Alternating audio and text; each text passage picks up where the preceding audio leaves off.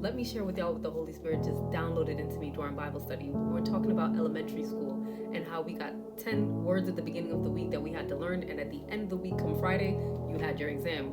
But the problem was, it was only 10 words, which means there were 10 points each. You get 2 wrong, you automatically had a B. And for me, that was a no-go.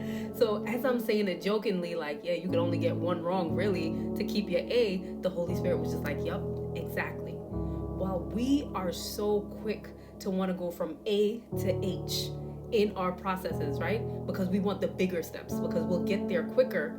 Understand those bigger steps have more of an impact. Yes, an impact for good, but more of an impact to hurt. An impact to not only hurt you, but to hurt others who are going to be connected to you in your journey and in your process and where you're going. You want the 20 question exam. Yes, it takes a little bit longer. Yes, there might be more thought process to it. But guess what? If you get 2 wrong on that, you still at an A range, as opposed to less steps, 10 questions. You only got 1 chance. You got 1 wrong and then that's it. You're already looking at a lower grade than what you probably set out for. Now, the enemy knows this, right? So he's going to push you to want to take less steps. You want the 5 question exam, the 10 question exam, because you'll get to the end quicker. But I also know, as the enemy, that if you get 1, 2, 3 wrong, you're also going to lose confidence.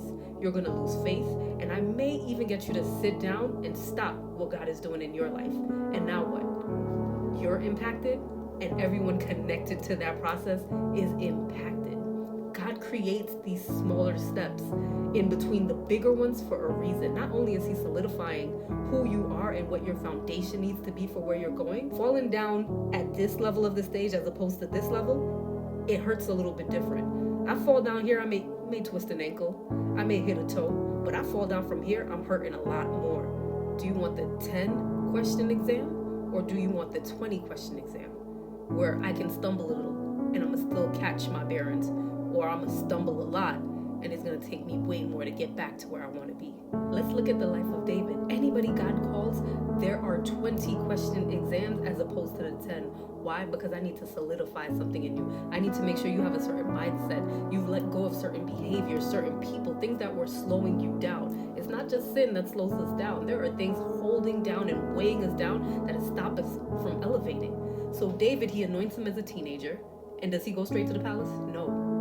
That's the 10 question exam. He goes from the field. You're anointed, you go back to the field. Then you get called to the palace that you're supposed to be king in as a servant. Then you go back to the field to come back out as a warrior. Then you go back to be what? You're running away from the person that you helped save at one point, helped save the country with, right?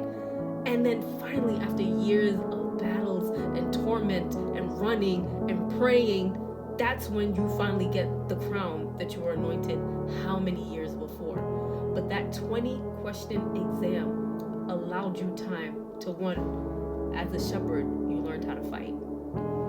As a servant in the palace, you built relationships. You learned how to serve, because any leader needs to learn how to serve.